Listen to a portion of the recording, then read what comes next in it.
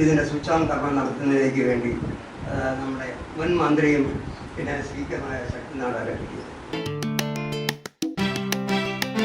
പഞ്ചായത്ത് പയ്യൻസ് എന്ന സിനിമയുടെ switch on കർമ്മം നിർവഹിച്ച ആദരണീയനായ മുൻ മന്ത്രി, നിയമസഭാ സ്പീക്കർ എന്നീ നിലകളിൽ പ്രവർത്തിച്ചിരുന്ന ശ്രീ എൻ ശക്തിനാരായൺ സാർ അവർ, യോഗത്തിൽ സംബന്ധിക്കുന്ന ശ്രീ കെ പി കുമാരൻ അവർ, ശ്രീ വി ആർ ഗോപിനാഥ് അവർ, Athiyannur block panchayat president Shrimati L റാണി, Oommen Chandy memorial charitable trust chairman Shri Shivakumar,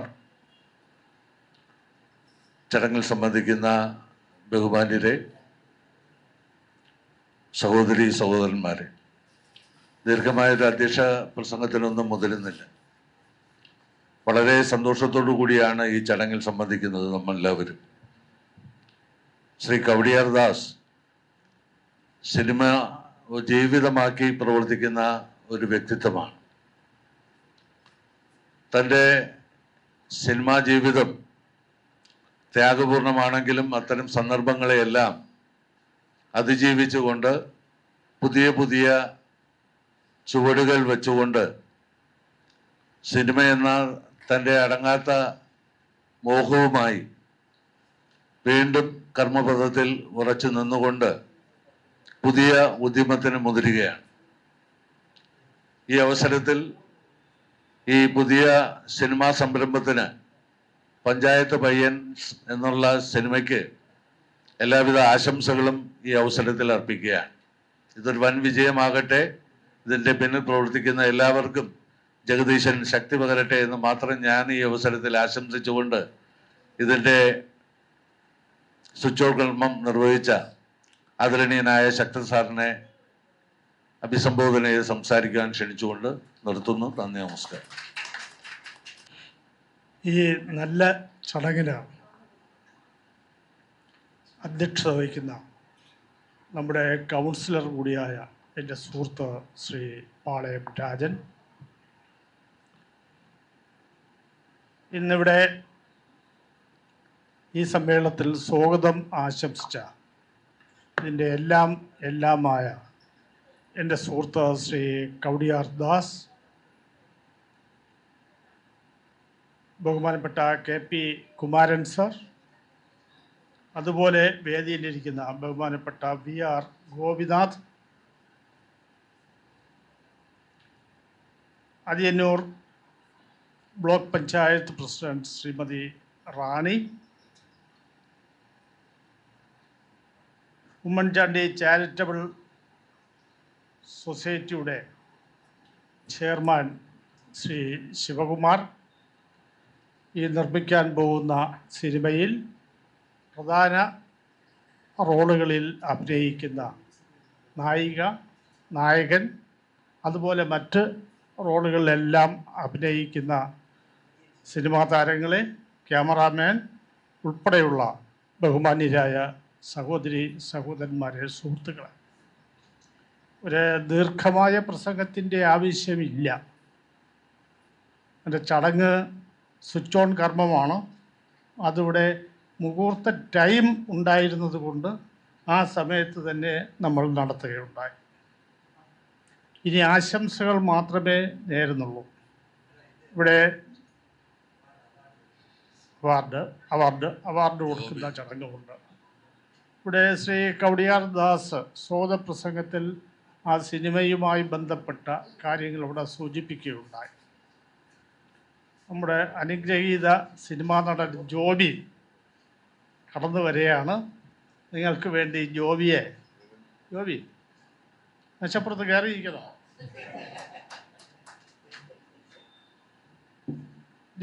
ജോബിയെ ഞാൻ സ്വാഗതം ചെയ്യുന്നു.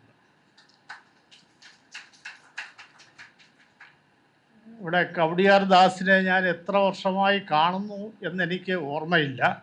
പക്ഷേ ഒരു കാര്യം അറിയാം, 47 വർഷത്തിന് മുൻപ് ഞാൻ ആദ്യമായി ഒരു നിയമസഭാ തെരഞ്ഞെടുപ്പിൽ, ഒന്നുകൂടി പറഞ്ഞാൽ ഐക്യ ജനാധിപത്യ മുന്നണിയുടെ സ്ഥാനാർത്ഥിയായി ഞാൻ മത്സരിക്കുന്ന സമയത്ത് എന്നെ പരാജയപ്പെടുത്തുന്നതിന് വേണ്ടി ഏറ്റവും കൂടുതൽ ശ്രമിച്ച ഒരാളാണ് കവടിയാർ ദാസ് എന്നുള്ളത് എനിക്കറിയാം. അത് ഞാനിവിടെ എന്തുകൊണ്ട് പറഞ്ഞു എന്ന് ചോദിച്ചാൽ, ദാസ് തന്നെ ഇവിടെ സൂചിപ്പിക്കുകയുണ്ടായി, ഞങ്ങൾ രാഷ്ട്രീയമായി 2 ധ്രുവങ്ങളിൽ നിൽക്കുന്നവരാണ്. അദ്ദേഹത്തെ പരാജയപ്പെടുത്താൻ പരമാവധി ശ്രമിച്ചു എന്ന് മാത്രമല്ല, ശ്രമിച്ചു പരാജയപ്പെടുത്തിയ ഒരാളാണെന്നാണ് ദാസ് സ്വയം ഇവിടെ പറഞ്ഞത്. ഞാൻ അംഗീകരിക്കുന്നു.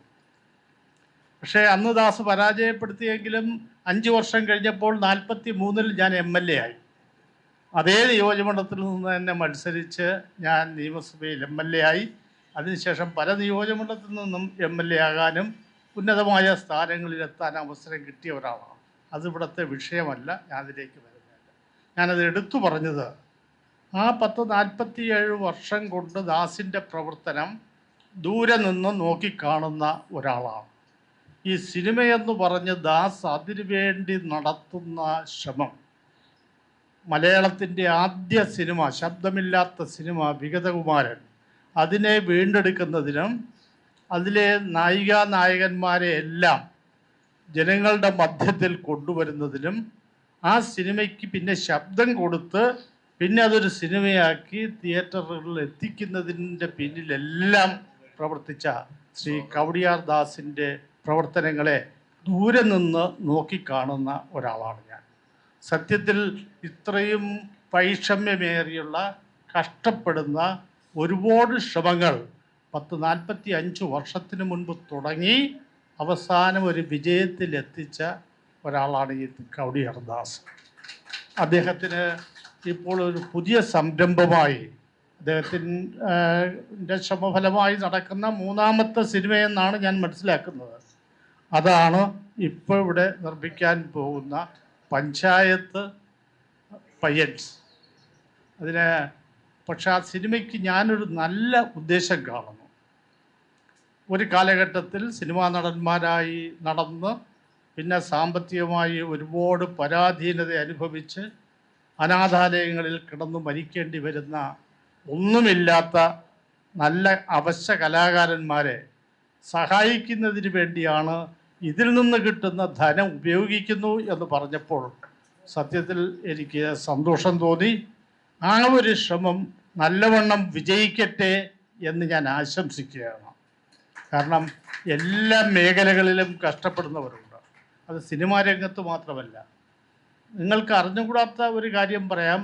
അനാഥാലയങ്ങളിൽ കിടന്ന മുൻ MLA-മാരുണ്ട്.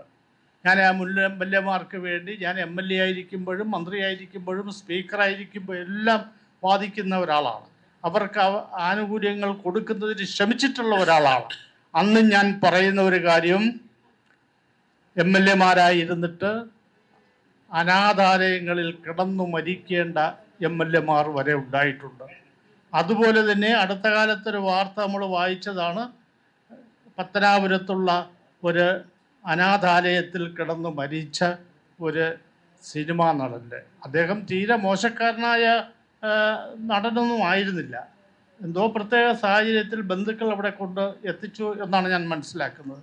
എന്തായാലും അവിടെ കിടന്നു മരിക്കേണ്ട സ്ഥിതി നമ്മുടെ ഒരു കാലഘട്ടത്തിൽ നമ്മുടെ സ്ക്രീൻ മുഴുവൻ നിറഞ്ഞു നിന്ന നടന്മാർക്ക് പോലും വരുന്നു എന്നുള്ളത് നമ്മൾ ചിന്തിക്കേണ്ട കാര്യമാണ്.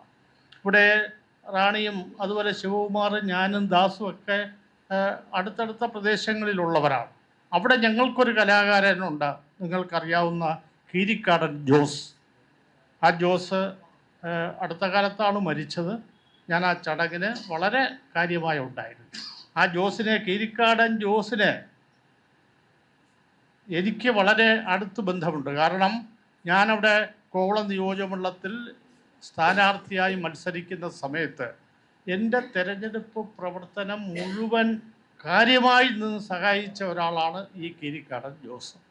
ഞാൻ വിജയിച്ച് MLA ആയതിനു ശേഷം ഞാൻ ചെല്ലുമ്പോൾ മുഴുവൻ കാഞ്ഞിരംകുളത്ത് എനിക്കിരിക്കാനൊരു സ്ഥലവും അതുപോലെ ഞാൻ തിരിച്ചവിടെ നിന്ന് പോകുന്നത് വരെ എന്നോടൊപ്പം ഉണ്ടാകുകയും ചെയ്ത ഒരു അനുഗ്രഹീത നടൻ. അവസാനം ഞാൻ ഓർമ്മിക്കുന്നു, അന്ന് ബാങ്ക് ഉദ്യോഗസ്ഥനായ അദ്ദേഹം MLA എന്ന നിലയിൽ എൻ്റെ ഒരു സർട്ടിഫിക്കറ്റ് വേണം എന്ന് പറഞ്ഞു. അങ്ങനെ സർട്ടിഫിക്കറ്റും വാങ്ങി അവിടെ നിന്ന് പോയത് ഞാൻ ഇന്നും ഓർമ്മിക്കുകയാണ്. അങ്ങനെ ഒരു കാലഘട്ടത്തിലൂടെ ആരും അറിയപ്പെടാത്ത സിനിമയെയും സിനിമാ താരങ്ങളെയും ജനങ്ങളുടെ മധ്യത്തിൽ കൊണ്ടുവരുന്നതിന് ശ്രമിച്ച ശ്രീദാസ് ഇന്ന് നല്ല ഉദ്ദേശത്തോടു കൂടി ഒരു പടം നിർമ്മിക്കുന്നു. ഇതൊരു വിജയമായി തീരട്ടെ. പുതിയ ട്രെൻഡൊക്കെ അദ്ദേഹം പറഞ്ഞു, കറക്റ്റാണ്. പണ്ടൊക്കെ ഉള്ള സിനിമാ നടന്മാരുടെയും അതൊക്കെ പോയി. ഇപ്പോൾ ആധുനിക പുതുതായി വരുന്ന ചെറുപ്പക്കാരുടെ സിനിമയ്ക്കാണ് കൂടുതൽ ആളുകൾക്ക് താല്പര്യം. അതാണ് ഈ കൊടൈക്കനാലുമായി ബന്ധപ്പെട്ട് നടത്തിയ ഒരു ഫിലിമിന് അടുത്ത കാലത്ത് വന്ന ഭയങ്കരമായ റെക്കോർഡ് കളക്ഷൻ. അത് സത്യത്തിൽ എന്താണെന്ന് ചോദിച്ചാൽ ഒരു സംഭവമാണ് അവർ ഷൂട്ട് ചെയ്തിരിക്കുന്നത്. ആ സംഭവത്തിന് കൊടുത്ത പ്രാധാന്യം വളരെയേറെ പ്രാധാന്യമുള്ള ഒരു സംഭവം. അതുപോലുള്ള കാര്യങ്ങൾക്കാണ് ഇത് വരുന്നത്. ഈ സിനിമ നല്ലവണ്ണം നിർമ്മിക്കാൻ കഴിയട്ടെ, ഇതൊരു വിജയമായി തീരട്ടെ, ഇതിൽ നിന്ന് നല്ല വരുമാനം കിട്ടുകയും അത് പാവപ്പെട്ട ആളുകൾക്ക് സഹായിക്കുകയും ചെയ്യുന്നതിന് കഴിയട്ടെ എന്ന് ഞാൻ പ്രത്യേകമായി ഞാൻ ആശംസിക്കുന്നു. ശ്രീ ഉമ്മൻചാണ്ടി സാറിൻ്റെ പേര് കൂടെ ഇതുമായി ബന്ധപ്പെട്ട് വരുന്നത് കൊണ്ട് എനിക്ക് വളരെയധികം സന്തോഷമുണ്ട്. അദ്ദേഹത്തിൻ്റെ ആദ്യ മന്ത്രിസഭയിൽ മന്ത്രിയായും രണ്ടാമത്തെ മന്ത്രിസഭയിൽ സ്പീക്കറായും ഇരുന്ന ഒരാളാണ്. ഞാൻ ഉമ്മൻചാണ്ടി സാറുമായിട്ടുള്ള ബന്ധം അത്രമാത്രം കൂടുതലാണ്. അപ്പോൾ അദ്ദേഹവുമായി ബന്ധപ്പെട്ട ഒരു ഫിലിം, അദ്ദേഹത്തിൻ്റെ പേരുമായി ബന്ധപ്പെട്ട ഒരു ഫിലിം കൂടിയാണ്. ഇതൊരു വിജയമായി തീരട്ടെ എന്ന് ഞാൻ ആശംസിക്കുന്നു. നിങ്ങളുടെ എല്ലാം അനുവാദത്തോടുകൂടി ഇതിൻ്റെ സ്വിച്ച് ഓൺ കർമ്മം കൃത്യസമയത്ത് തന്നെ നിർവഹിച്ചതായി അറിയിക്കുന്നു. ഞാൻ നിർത്തുന്നു. നമസ്കാരം. അടുത്തതായി പുരസ്കാര വിതരണമാണ്. ആദരിക്കൽ കർമ്മം നിർവഹിക്കുന്നത് ശ്രീ KP കുമാരൻ സാറാണ്. അത് ഏറ്റുവാങ്ങുന്നതിന് ശ്രീ VR ഗോപിനാഥ് അവർകളെ സ്നേഹപൂർവ്വം ക്ഷണിച്ചു.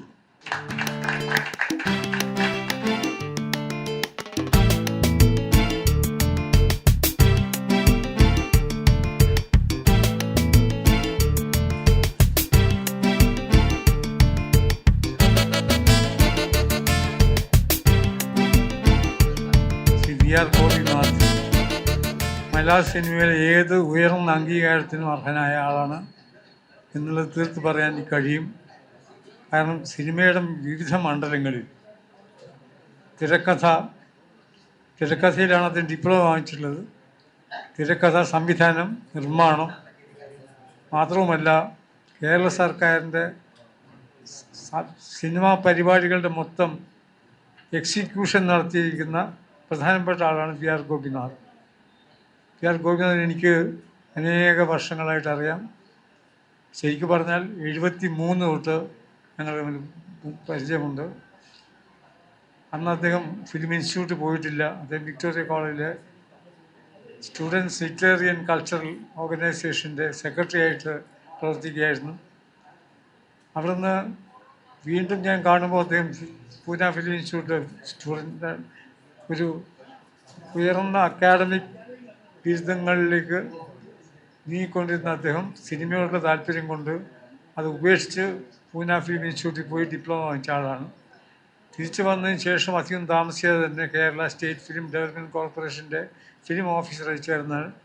വർഷങ്ങളായിട്ട് സിനിമ ബന്ധപ്പെട്ട എല്ലാ മേഖലകളിലും, ഡോക്യുമെൻ്ററി മേക്കിംഗ് അടക്കം എല്ലാ മേഖലകളിലും സ്വന്തം വ്യക്തിമുദ്ര പതിക്കുകയും ധാരാളം ദേശീയവും സംസ്ഥാനപരമായ അവാർഡുകൾ നേടുകയും ചെയ്തിട്ടുള്ള ഒരു അത്ഭുത പ്രതിഭാസം തന്നെയാണ് VR ഗോപിനാഥ്. പൂർണ്ണമായും സിനിമയ്ക്ക് വേണ്ടി ഡിവോട്ട് ചെയ്തിട്ടുള്ള ജീവിതമാണ്. അദ്ദേഹത്തിന് ഇത്തരമൊരു അംഗീകാരം നൽകുവാൻ, പുരസ്കാരം നൽകുവാൻ തീരുമാനിച്ച ശ്രീ കവടിയാർ ദാസിനും ഈ സംഘടനയ്ക്കും ശരിക്കും പറഞ്ഞാൽ ഞാൻ നന്ദി പറയാൻ ആഗ്രഹിക്കുന്നു.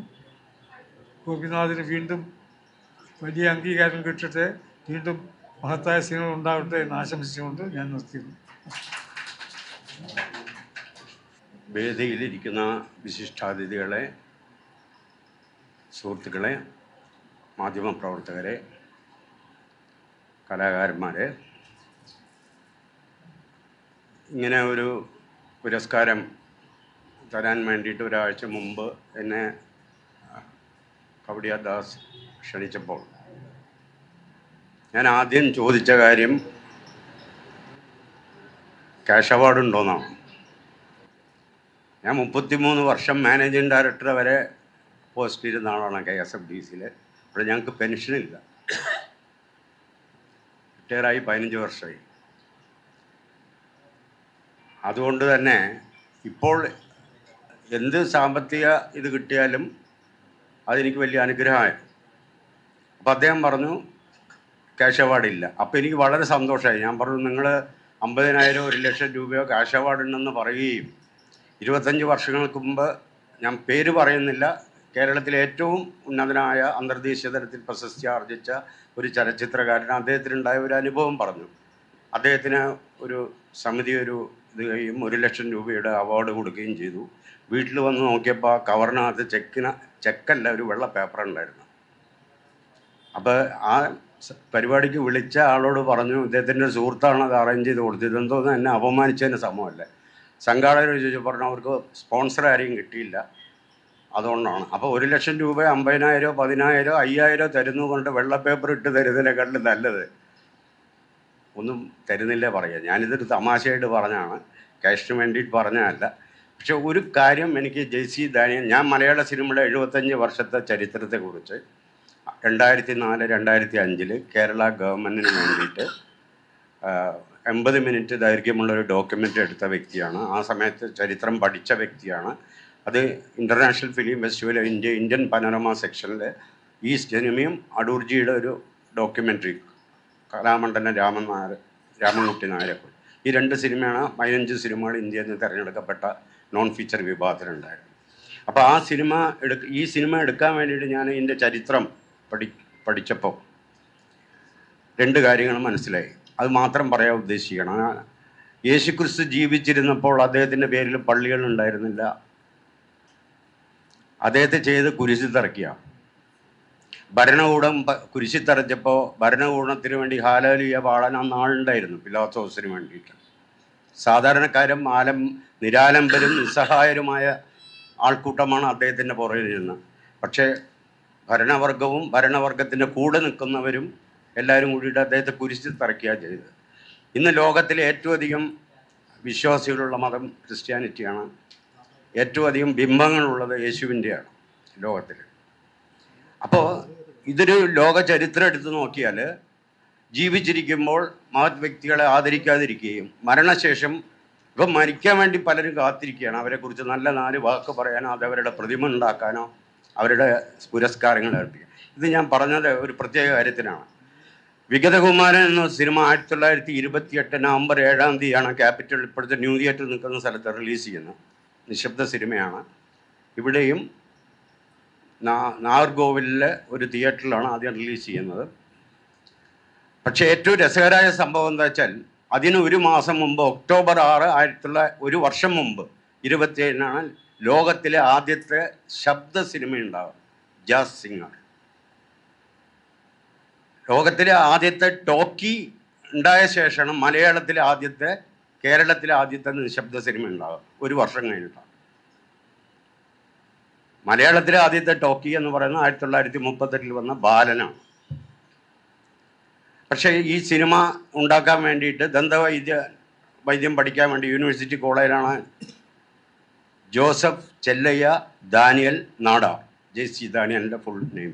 അദ്ദേഹം പഠിച്ചത് ഇൻ്റർമീഡിയറ്റ് കഴിഞ്ഞ് അയാൾ ഡെൻറ്റിസ്റ്റായി അതിനുള്ള പഠനം നടത്തി. ആ സമയത്താണ് സിനിമ ഇങ്ങനെ ലോകമെമ്പാടും ഇങ്ങനെ ഒരു പുതിയ കണ്ടുപിടുത്തം വന്നു പറഞ്ഞാൽ അതിൻ്റെ പുറകിൽ ആൾക്കാർ നടന്നപ്പോൾ ഇദ്ദേഹത്തിനും ഇതെല്ലാം ഒരു തരം പാഷൻ എന്ന് നമ്മൾ ഇംഗ്ലീഷിൽ പറയും, മലയാളത്തിൽ ഭ്രാന്ത് തന്നെ പറയാം. എനിക്ക് എക്കണോമിക്സിൽ റാങ്ക് ഇരുന്ന ആളാണ്. തമിഴ്നാട് സർവീസിൽ ഡെപ്യൂട്ടി കലക്ടറുടെ ടെസ്റ്റ് എഴുതി അതിൻ്റെ ഇൻ്റർവ്യൂ കാർഡും പൂന ഇൻസ്റ്റിറ്റ്യൂട്ടിൻ്റെ ഇൻ്റർവ്യൂ കാർഡും വന്നപ്പോൾ വീട്ടിലറിഞ്ഞാൽ ഇതിന് സമ്മതിക്കില്ല പറഞ്ഞാൽ മറ്റേ കാർഡ് കീറിക്കളഞ്ഞ് ഞാൻ പോയ ആളാണ്. അതൊരു ഭ്രാന്തായിരുന്നു തിരിഞ്ഞു നോക്കുമ്പോൾ. ഇങ്ങനെയുള്ള എല്ലാ കലാരൂപങ്ങളിലും സ്വല്പം നമ്മൾ ഇംഗ്ലീഷിൽ ഓമനപ്പേര് പാഷൻ എന്ന് പറയും. JC ഡാനിയൽ അങ്ങനെ പാഷൻ അല്ലെങ്കിൽ സിനിമാ ഭ്രാന്ത് പിടിപെട്ട് തൻ്റെ ഭൂസ്വത്തുക്കളെല്ലാം കന്യാകുമാരി ജില്ലയിൽ വിറ്റ് ഇപ്പോൾ പട്ടത്തുള്ള PSCയുടെ ഓഫീസുള്ള സ്ഥലത്ത് വന്ന് ഒരു കെട്ടിടം, ശാരദാ വിലാസ് എന്നുള്ളൊരു കെട്ടിടം, നാഷണൽ ട്രാവൻകൂർ പിക്ചേഴ്സ് എന്നുള്ളൊരു പ്രൊഡക്ഷൻ കമ്പനിയും സ്റ്റുഡിയോയും സ്ഥാപിച്ചു. പിന്നെ അദ്ദേഹം സിനിമ പഠിക്കാനും സിനിമാറ്റോഗ്രഫി പഠിക്കാനും മദ്രാശിയിൽ പോയി, ബോംബെ പോയി, അവിടെ നിന്നൊരു ക്യാമറയായിട്ട് വന്നു. ആ ക്യാമറ വെച്ച് അദ്ദേഹം തന്നെ ഛായാഗ്രാഹകനും അദ്ദേഹം തന്നെ നിർമ്മാതാവും അദ്ദേഹം തന്നെ സംവിധായകനുമായിട്ട് ചെയ്ത ഈ വിഗതകുമാരൻ എന്നുള്ള സിനിമ അമ്പേ സാമ്പത്തിക ഒരു പരാജയമായിരുന്നു.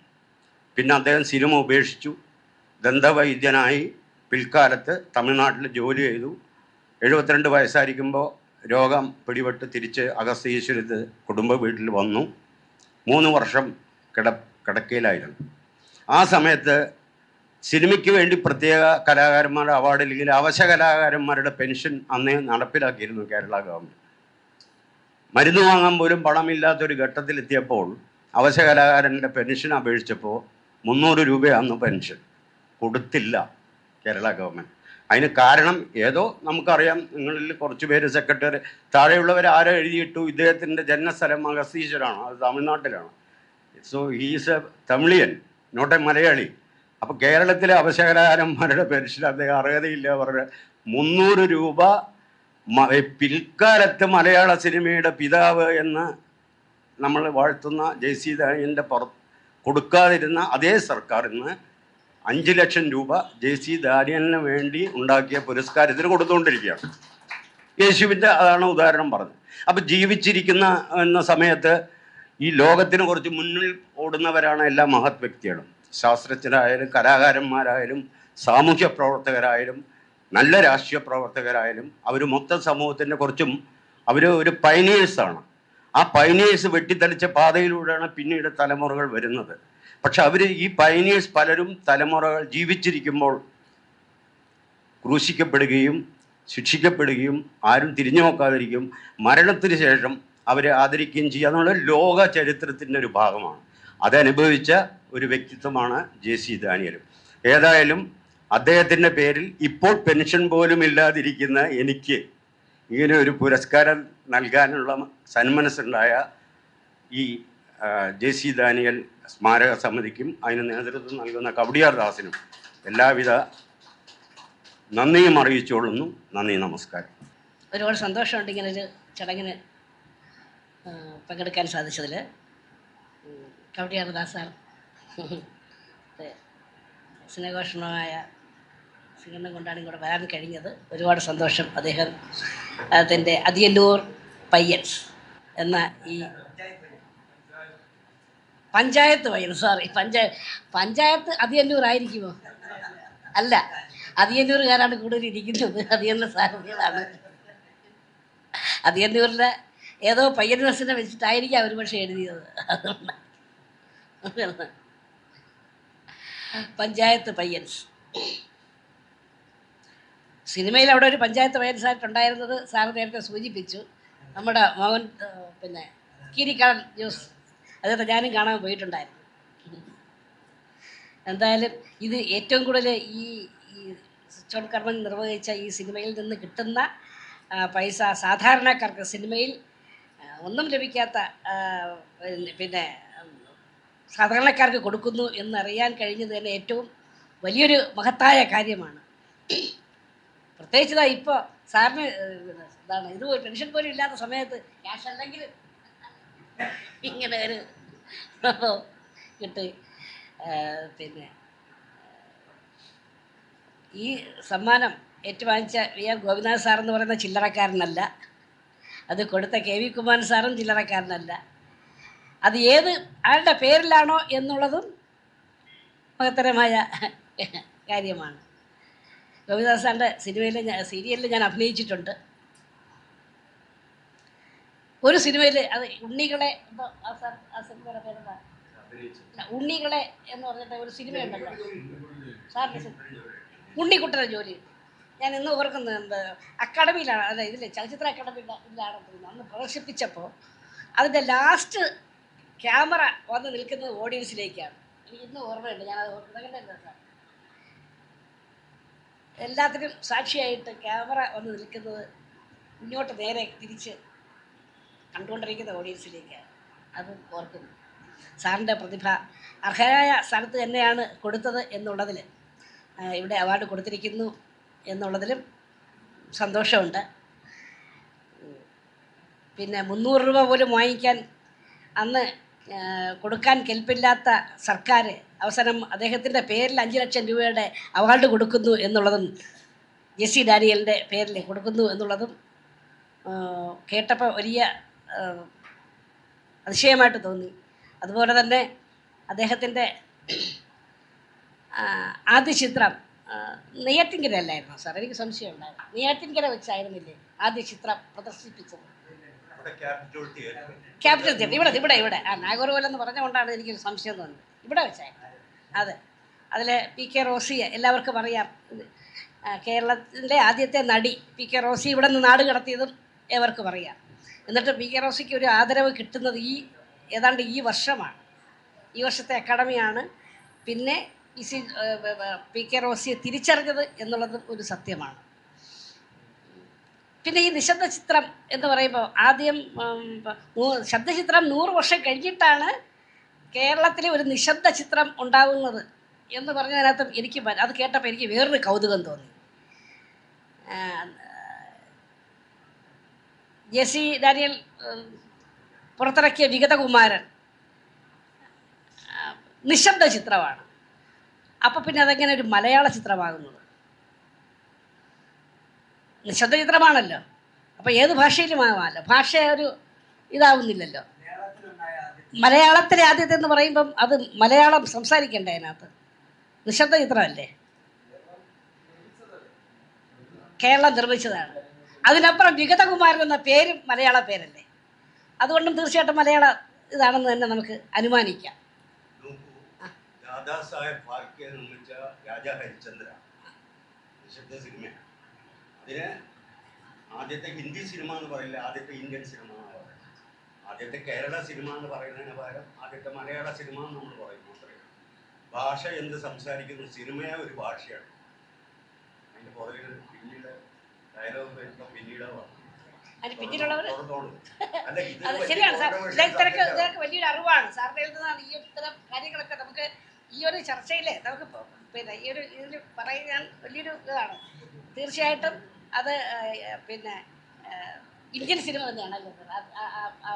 ഞാൻ പറഞ്ഞത് ഇന്ത്യയിലെ ആദ്യത്തെ നിശബ്ദ സിനിമ 1914 ദാദാസാഹേബ് ഫാൽക്കെ നിർമ്മിച്ചത് നിശബ്ദ സിനിമയാണ്. അതിൽ ഡയലോഗ് ഇല്ല. പക്ഷെ നമ്മൾ അതിനെ വിശേഷിപ്പിക്കുന്നത് ആദ്യത്തെ ഇന്ത്യൻ സിനിമ ഇന്ത്യയിൽ ഉണ്ടാക്കിയത്. ഇത് കേരളത്തിലെ തിരുവനന്തപുരത്താണ് സ്റ്റുഡിയോ, തിരുവനന്തപുരത്താണ് നാഷണൽ പിക്ചർ ട്രാവലൂർ പിക്ചേഴ്സ് ഇത് നിർമ്മിക്കുന്നത്. അതുകൊണ്ട് ആദ്യത്തെ കേരളത്തിൽ നിർമ്മിച്ച സിനിമ അതിന് നമ്മൾ മലയാള സിനിമ എന്ന് പറയുന്നത് മാത്രമേ ഉള്ളൂ. ആദ്യമായി കേരളത്തിൽ നിർമ്മിക്കപ്പെട്ട സിനിമയാണ് വീരകുമാർ. എന്തായാലും ജെസ്സി ഡാനിയലിൻ്റെ പേരിൽ ഇങ്ങനെ ഒരു പിന്നെ എന്താണ് പുരസ്കാരവും സമ്മാനിക്കാൻ കഴിഞ്ഞതിലും ഇതിൻ്റെ പിന്നിൽ പ്രവർത്തിക്കുന്ന എല്ലാവരെയും ശ്ലാഘിക്കുന്നു. ഈ കൂട്ടായ്മ നല്ലതിൻ്റെ ഒരു തുടക്കമാവട്ടെ എന്ന് പ്രാർത്ഥിച്ചുകൊണ്ട് നിർത്തുന്നു. നന്ദി, നമസ്കാരം. എൻ്റെ ചെറിയ കാലം മുതൽക്ക് കവടിയാർ ദാസ് എന്ന് പറയുന്ന നമ്മുടെ കാഞ്ഞിരംകുളത്ത് നിന്ന്, അയാൾ ജനിച്ചത് കവടിയാറാണ്, പക്ഷേ അയാളുടെ താമസമെല്ലാം കാഞ്ഞിരംകുളത്താണ്. ആ കാഞ്ഞിരംകുളത്ത് ഒരുപാട് നേരത്തെ നമ്മുടെ മോഹൻരാജിനെ കുറിച്ച് ബഹുമാന്യനായ ശ്രീ സത്യൻ സാർ പറഞ്ഞു. മോഹൻരാജൊക്കെ സിനിമയിൽ കടന്നു വരുന്നതിന് മുമ്പ് തന്നെ സിനിമയുമായി ബന്ധപ്പെട്ട് ഏതൊരു കാര്യത്തിനും ആദ്യത്തെ വരുന്ന നാമധേയം എന്ന് പറയുന്നത് ശ്രീ കവടിയാർ ദാസിൻ്റെതാണ്. സിനിമയാണ് എൻ്റെ ജീവിതം, ആ ഒരു സന്ദേശം ഉൾക്കൊണ്ടുകൊണ്ട് പ്രവർത്തിക്കുന്ന ഒരു വ്യക്തിത്വത്തിൻ്റെ ഉടമയാണ് ശ്രീ കവടിയാർ ദാസ്. അദ്ദേഹം ഒരുപാട് കാര്യങ്ങൾ ഈ ചലച്ചിത്ര രംഗത്ത് ചെയ്യാൻ കരുതി പരിശ്രമിച്ചിട്ടുണ്ട്. അതിൽ ഒരു പരിധിവരെ അദ്ദേഹത്തിന് വിജയിക്കാനും കഴിഞ്ഞിട്ടുണ്ട്. ഈ സിനിമ പഞ്ചായത്ത് പയ്യൻസ് ബഹുമാന്യനായ ശ്രീ ഉമ്മൻചാണ്ടി സാർ ചെയ്ത ആതുര സേവനങ്ങളുടെ സ്മരണയ്ക്ക് വേണ്ടി സമർപ്പിക്കുന്ന ഒരു സിനിമ കൂടിയാണ്. ഈ സിനിമയുടെ വിജയം എന്ന് പറയുന്നത് മറ്റൊരു കാര്യം കൂടെയുണ്ട്. നമ്മുടെ ചലച്ചിത്ര രംഗത്ത് നിന്നതിന് ശേഷം പിന്നെ അവർക്ക് ഒരു സഹായമില്ലാത്ത ഒരവസ്ഥയിൽ വരുന്ന ഒരു കാലഘട്ടത്തിലൂടെയാണ് നമ്മൾ കടന്നു പോകുന്നത്. അവരെ സഹായിക്കുന്നതിന് ഒരു ആതുരാലയം പണിയുന്നതിനുള്ള ഒരു ശ്രമം കൂടെ അദ്ദേഹത്തിൻ്റെ ഭാഗത്തു നിന്നുണ്ട്. അത് ഈ സിനിമയിൽ നിന്ന് കിട്ടുന്ന വരുമാനം കൊണ്ട് ചെയ്യുന്നതിനാണ് അയാൾ ഉദ്ദേശിക്കുന്നത്. എന്തായിരുന്നാലും ഇത്രയും ഒരു നല്ല സൽപ്രവൃത്തിക്ക് മുന്നോട്ട് കടന്നു വന്ന ശ്രീ കവടിയാർ ദാസിനും അതിൻ്റെ സംഘാടകർക്കും ഉമ്മൻചാണ്ടി ചാരിറ്റബിൾ ട്രസ്റ്റിൻ്റെ പേരുള്ള എല്ലാവിധ ആശംസകളും അറിയിക്കുന്നതോടൊപ്പം അദ്ദേഹത്തെയും കുടുംബാംഗങ്ങളെയും ജഗദീശ്വരൻ അനുഗ്രഹിക്കട്ടെ എന്ന് പ്രാർത്ഥിക്കുന്നു. ഈ സിനിമയ്ക്ക് ഉമ്മൻചാണ്ടി ചാരിറ്റബിൾ ട്രസ്റ്റിൻ്റെ അകമൊഴിഞ്ഞ സഹായ സഹകരണം ഉണ്ടാകണമെന്ന് മാത്രം സൂചിപ്പിച്ചുകൊണ്ട് നിർത്തുന്നു. നന്ദി, നമസ്കാരം. ഇവിടെ സിനിമയുടെ തലതൊട്ടപ്പന്മാരാണ് ഇവിടെ വന്ന് ഇവിടുന്ന് ഇറങ്ങിപ്പോയവരൊക്കെ. എന്നെപ്പറ്റി എനിക്ക് ചിലവർക്കൊന്നും എന്നെ അറിയില്ല ഞാൻ ആരാണെന്ന്.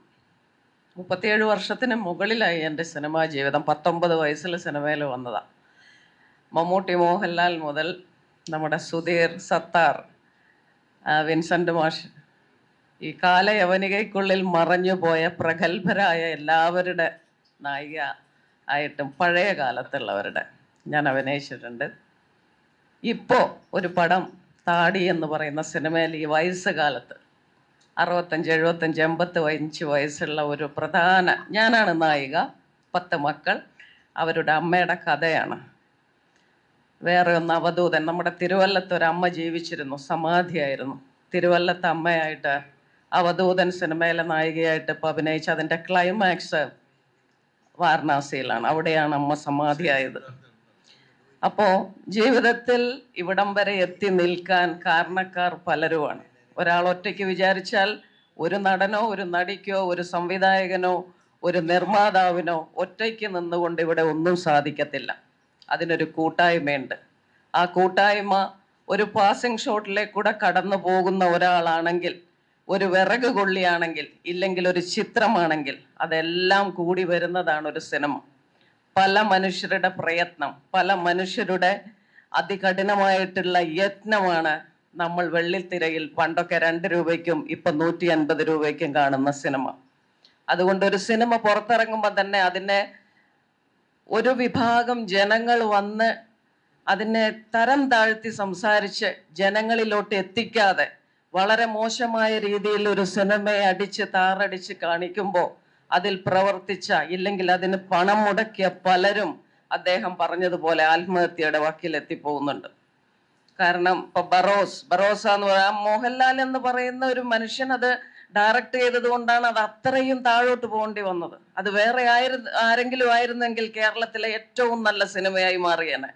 പക്ഷെ ഓരോ വ്യക്തികൾക്ക് വേണ്ടിയാണ് ഇന്ന് സിനിമ പോകുന്നത്. അതല്ല, സിനിമ ഒരു കൂട്ടായ്മയാണ്.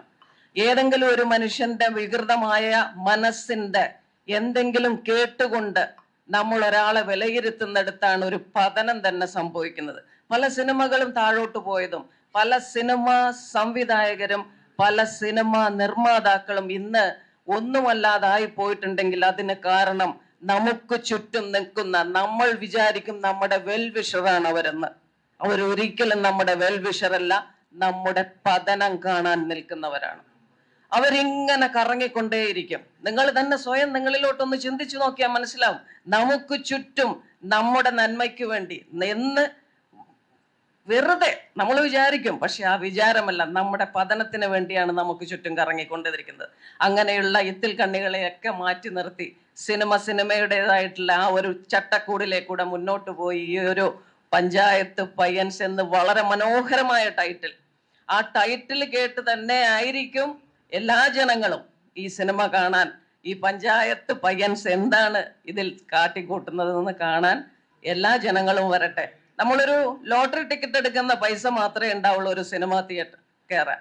എല്ലാവരും സിനിമാ തിയേറ്ററിൽ വന്ന് കാണണം. ഞാൻ ഉണ്ടോ ഇല്ലയോ എന്നുള്ളത് ഇവിടെ പ്രസക്തിയല്ല. ഉണ്ടോ ഇല്ലയോ, കാരണം നമ്മുടെ തോളിൽ തന്നെയാണ് നമ്മുടെ മരണം. ആരൊക്കെ ഉണ്ടായാലും ശരി, ഈ ഒരു സിനിമ വൻ വിജയമായി മാറട്ടെ എന്ന് ആശംസിച്ചുകൊണ്ട് നിർത്തുന്നു. നന്ദി, നമസ്കാരം. ഒരു സിനിമ നിർമ്മിക്കുക എന്നുള്ള ആഗ്രഹം ഇപ്പൊ അണ്ണ ഇവിടെ പറഞ്ഞപ്പോഴാണ് ഞാൻ കൂടുതലായിട്ട് പഴയ കാര്യങ്ങളൊക്കെ ഓർമ്മിച്ചത്. നിർമ്മിക്കുക എന്നുള്ള ഒരു വലിയൊരു ആഗ്രഹം, സിനിമാ രംഗത്ത് പ്രവർത്തിക്കുക, സിനിമ നടനായി മാറുക, ഇങ്ങനെയൊക്കെയുള്ള പല പല ആഗ്രഹങ്ങളും പണ്ട് കാലത്ത് തന്നെ കൊണ്ടു നടന്ന് അത് പ്രാവർത്തികമാക്കി പോയ ഒരു വ്യക്തിയാണ്. പക്ഷെ ഇതെല്ലാം പ്രാവർത്തികമാക്കി നടപ്പിലാക്കി വന്നു കഴിഞ്ഞപ്പോൾ എന്ത് ചെയ്യാം, കിടപ്പാടം പോലും ഇല്ലാത്ത ഒരു സാഹചര്യം ഉണ്ടായിരുന്നു. കാരണം ലൂർദ്വാരം ജംഗ്ഷനിൽ നല്ലൊരു ഭാഗം, ലൂർദ്വാരം ജംഗ്ഷനിൽ കുരിശടിയുടെ തൊട്ട് ഓപ്പോസിറ്റാണ് അണ്ണൻ്റെ വീടായിരുന്നത്. അതൊക്കെ വിറ്റ് നശിപ്പിച്ച് ബിദിരയിലോട്ട് പോയി, ഭാര്യയുടെ നാട്ടിലോട്ടൊക്കെ പോയി താമസിച്ചു. 2 മക്കളുണ്ട്.